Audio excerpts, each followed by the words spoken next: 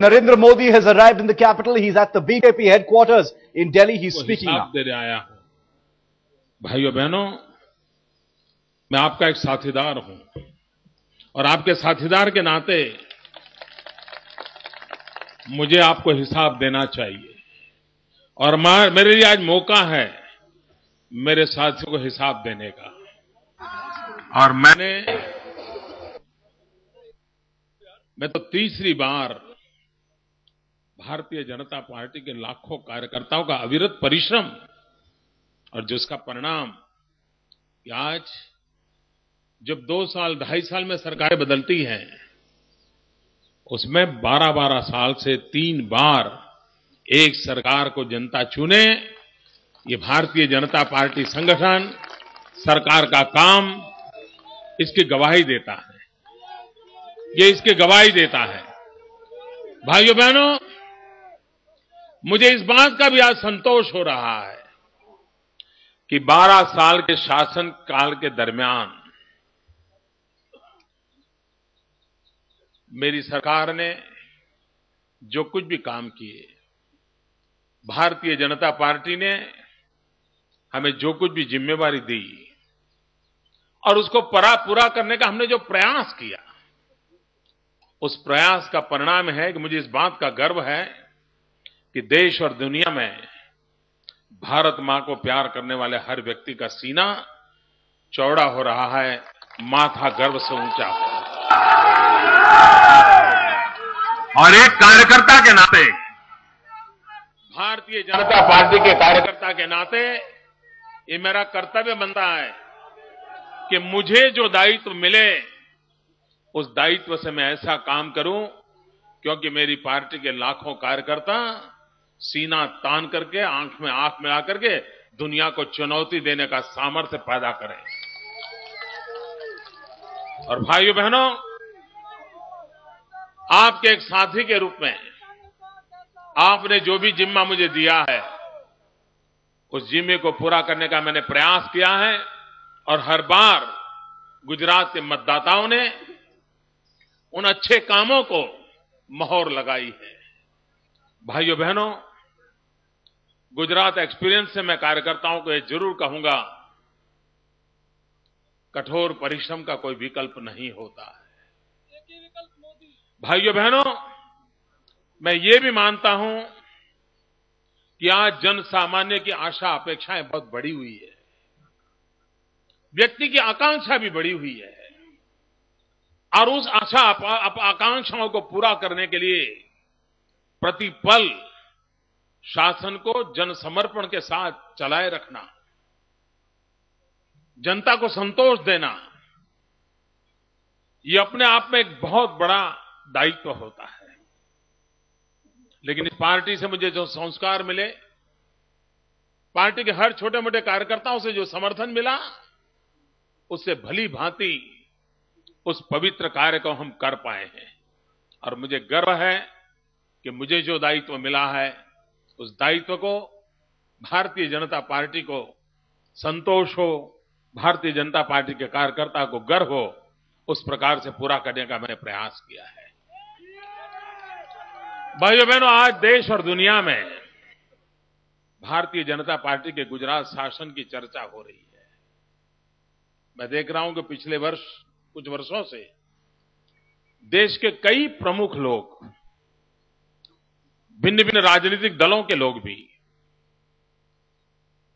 Media में कोई hi fi किए बिना भी लगातार गुजरात आते रहे हैं। सरकार के साथ बैठ करके उन्होंने विस्तार से अध्ययन किया है, विकास की योजनाओं का अध्ययन किया है, उसके इंप्लीमेंटेशन का अध्ययन किया है।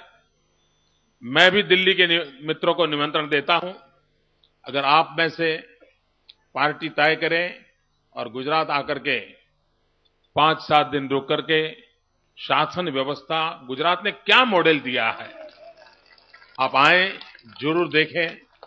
और आपने इतने बड़े दिल्ली को चलाया है, देखा भी है, और मैं आग्रह करूंगा कि हमारी कुछ कमियां हैं तो आकर जरूर हमें बताइए ताकि हम उसको और अधिक अच्छा करें और देश की और अधिक अच्छी सेवा कर सकें। भाइयों बहनों, भले ही आप गुजरात से न हो, आपका गुजरात से कोई कारोबार न हो, लेकिन उसके बावजूद भी अगर आपके मन में गुजरात में करने योग्य कोई सुझाव होंगे, अगर आप मुझे भेजेंगे तो एक कार्यकर्ता के रूप में मैं उसका स्वागत करूंगा और मैं कोशिश करूंगा उन चीजों को कैसे लागू किया जा सकता है। भाइयों बहनों, आज मैं यह एनडीसी की मीटिंग में आया था और मैंने एनडीसी की मीटिंग में प्रधानमंत्री के सम्मुख अपनी बात रखते हुए मैंने कहा था कि प्रधानमंत्री जी, देश का दुर्भाग्य है कि आप जिस पद पर बैठे हैं, जहां से आप बात बोल रहे हैं, देश में निराशा का माहौल बन रहा है।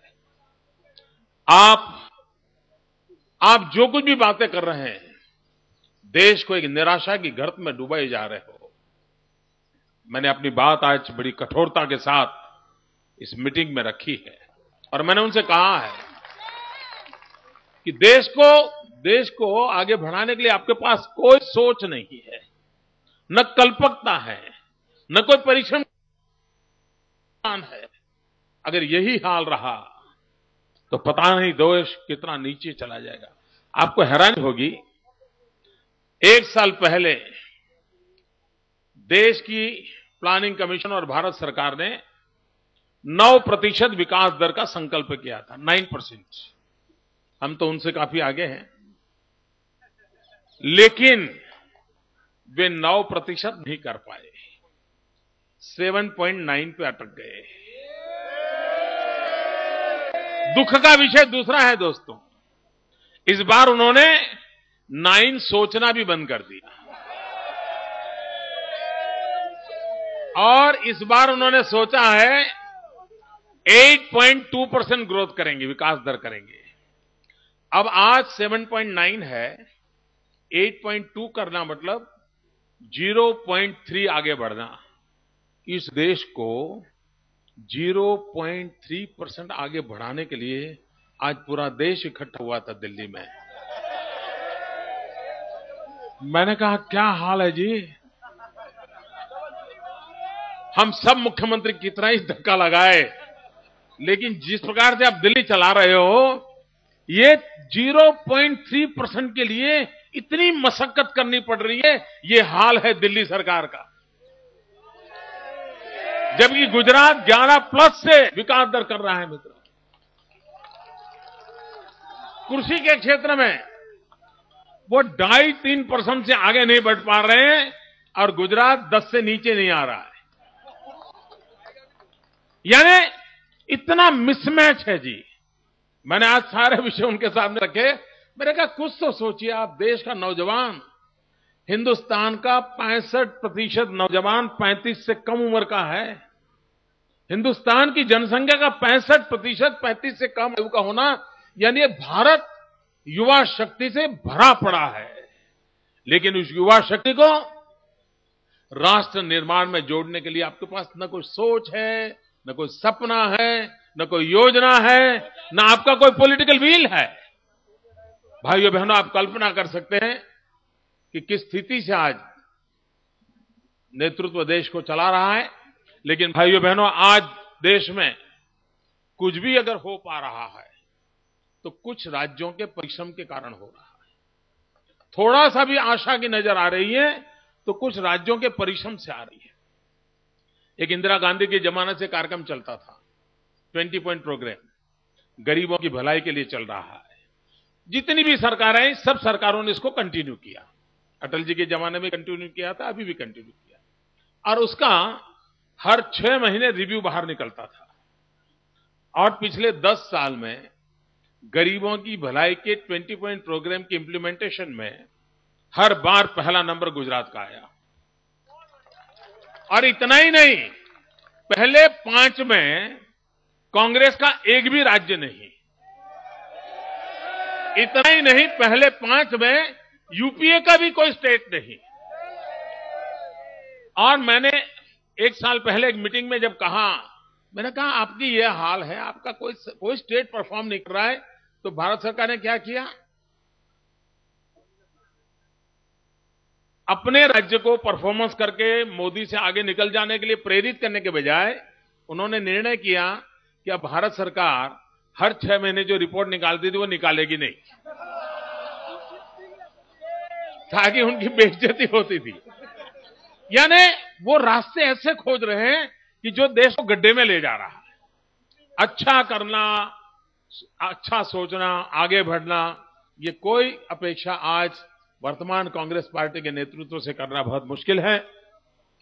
भाइयों बहनों, गुजरात ने वादा किया है विकास की नई ऊंचाइयों पर जाना और विश्व की समृद्ध शक्तियां जो हैं उसकी बराबरी करने का सपना देख करके गुजरात आगे बढ़ रहा है। तो अगर मैन्युफैक्चरिंग सेक्टर में चीन अपना लोहा दिखा रहा है तो गुजरात क्यों न दिखा सकता है।